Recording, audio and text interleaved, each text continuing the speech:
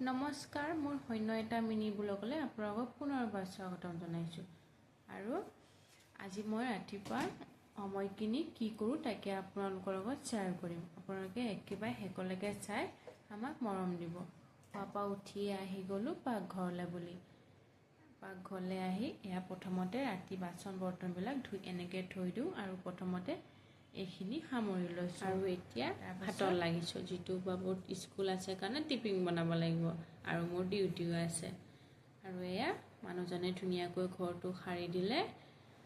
পাকঘৰত ভাত বনাই থাকোঁতে আকৌ বাবু উঠিলে। বাবু উঠাত আকৌ বাবু অকণমান সময় দাঙি ল'ব লাগিব। দাঙি লৈ পিনি অকণমান সময় যদি তাৰ লগত এনেকৈ থাকোঁ তেতিয়া সি ভাল হৈ যায়। আৰু এয়া দেখিছে বাবু অকণমান সময় এনেকৈ ৰাতিপুৱা সময়কণ। আৰু এয়া ৰাতিপুৱা খাবলৈ ভাবিছোঁ বাবুৰ কাৰণে পুৰিকে বনাই দিওঁ। তাৰ বাবে এয়া প্ৰথমতে আটাখিনি মুঠি ল'ম।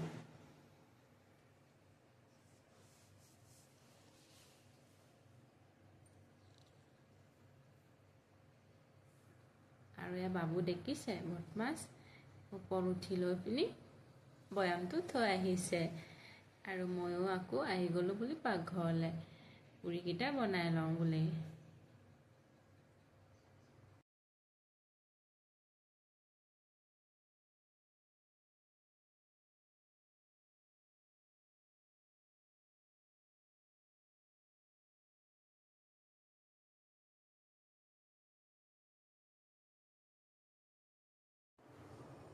মানুহজনো আকৌ টাইম হোৱাত মানুহজনো যাব ওলালে। যোৱাৰ আগে কিন্তু অকণমান সময় বাবুৰ লগত মানুহজনক বাই বাই দি বাবুকো কিবা এটা খাব দিলোঁ।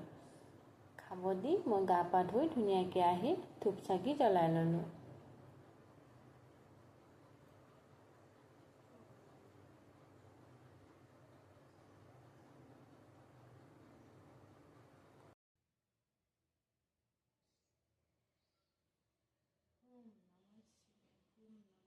ধূপ চাকি জ্বলাই আকৌ আহি গ'লোঁ পাকঘৰলৈ। টিফিন পেক কৰা হোৱাই নাছিলে নহয়। টিফিনকেইটা পেক কৰি ল'লোঁ, বাবুৰ টিফিন আৰু মোৰ। আজিৰ ভিডিঅ'টো ইমানতে সমাপ্ত কৰিলোঁ। কেনেকুৱা লাগিলে আপোনালোকে নিশ্চয় কমেণ্ট এটা কৰি জনাব। আৰু এতিয়া আমি ডিউটিলৈ আৰু স্কুললৈ বুলি আজিলৈ ইমানতে বাই বাই। নতুন এটা ভিডিঅ'লৈ আকৌ পুনৰবাৰ লগ পাম আপোনালোকক।